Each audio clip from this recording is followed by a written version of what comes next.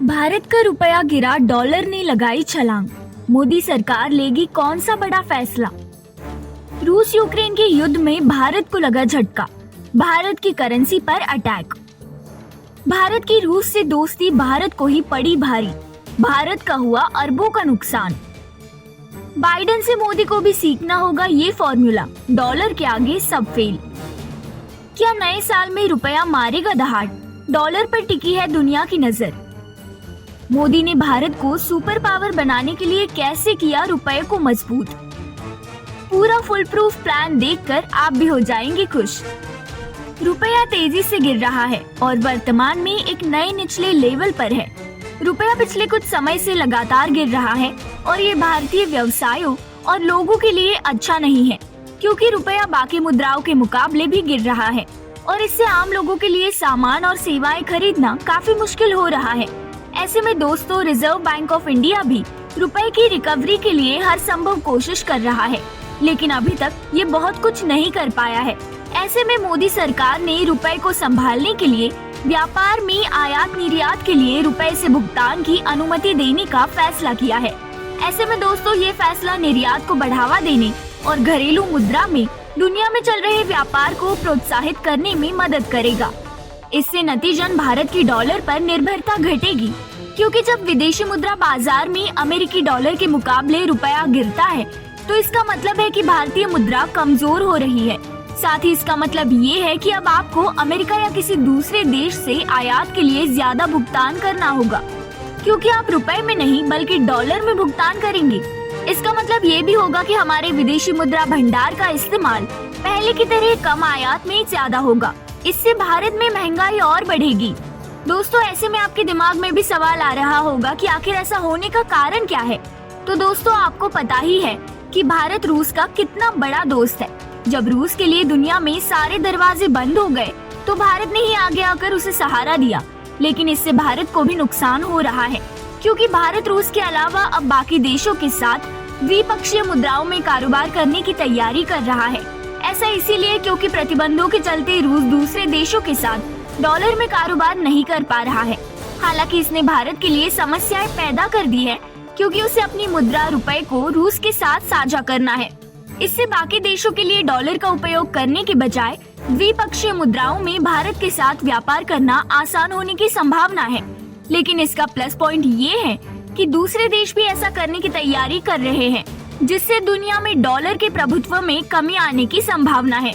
वही दोस्तों, पिछले साल तक हमें इससे काफी सफलता मिली है। अब आगे भी उम्मीद है कि हम अच्छा करें और हम ऐसे ही जारी रखने की उम्मीद कर रहे हैं। दोस्तों, आपको तो पता ही है कि जब दुनिया में 2020 में कोरोना वायरस का प्रकोप हुआ, जिससे मंदी और बड़े पैमाने पर नौकरी का नुकसान हुआ, दुनिया भर के केंद्रीय बैंकों ने ब्याज दरों में कटौती करके और व्यवसायों को फिर से शुरू करने में मदद करने के लिए तरलता प्रदान करके जवाब दिया। ऐसे में विकसित अर्थव्यवस्था में दरें शून्य के करीब आ गई हैं और रिजर्व बैंक ने रेपो रेट घटाकर 4% कर दिया है।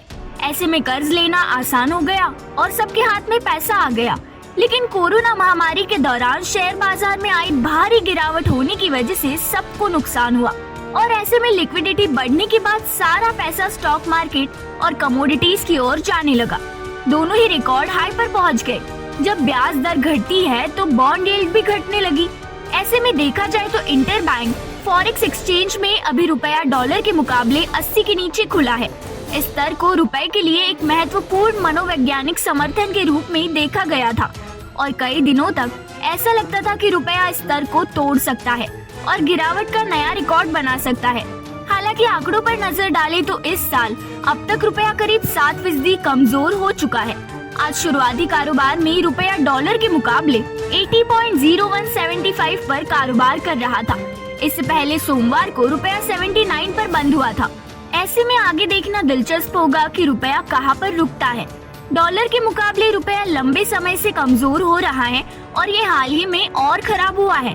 इसका कारण ये है कि डॉलर बाकी मुद्राओं के मुकाबले मजबूत हो रहा है और रुपए में इसके परिणाम स्वरूप गिरावट आ रही है। हालांकि इसके बावजूद रुपया अभी भी एक साल पहले की तुलना में बहुत कम मूल्य पर खड़ा है।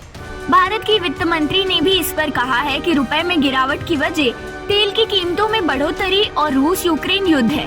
वही अमेरिकी डॉलर की ताकत का प्रदर्शन करते हुए ये मुद्राएं डॉलर के मुकाबले गिर गई, जिस पर वित्त मंत्री ने आगे कहा है कि ब्रिटिश पाउंड, जापानी येन और यूरो जैसी मुद्राएं डॉलर के मुकाबले रुपए से ज्यादा कमजोर हुई हैं।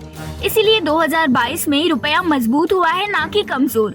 वही दोस्तों, डॉलर के मजबूत होने के पीछे का कारण है कि फेडरल रिजर्व द्वारा ब्याज दरों में हालिया वृद्धि दुनिया को मंदी के खतरे में डाल रही है और अमेरिका में 41 साल की ऊंची महंगाई की वजह से फेडरल रिजर्व ब्याज दरें बढ़ा रहा है, जिससे डॉलर को फायदा हो रहा है।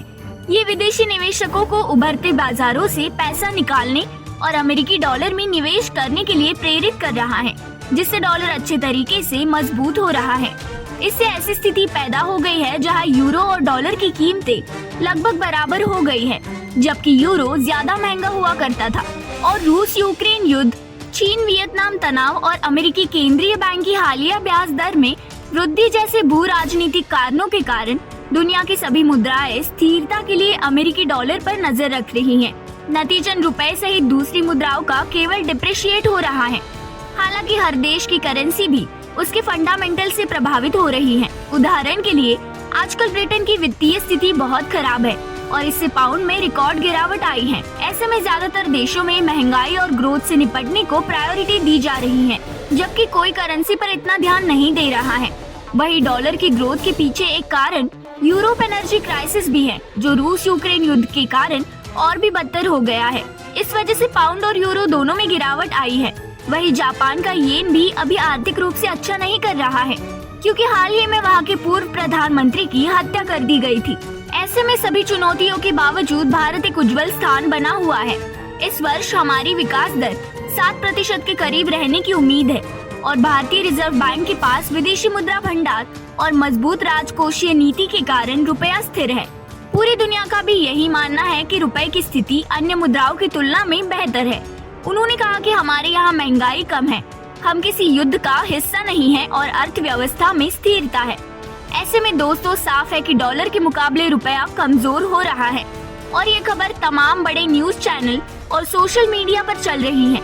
रुपए का मूल्य बहुत गिर गया है और इसके लिए मोदी सरकार को विपक्ष से बहुत आलोचना मिल रही है।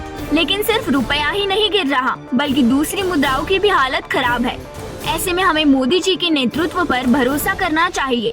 बाकी बड़े कामों की तरह मोदी जी अगर रुपए को भी मजबूत करने में सफल रहे तो भारत को सुपर पावर बनने से कोई नहीं रोक सकता। दोस्तों, आपको क्या लगता है और गिरते हुए रुपए के बारे में आपकी क्या राय है? और आपको क्या लगता है नया साल रुपए को मजबूती भी देगा? आपके इस बारे में क्या राय है? आप हमें कमेंट बॉक्स में कमेंट करके जरूर बताएं।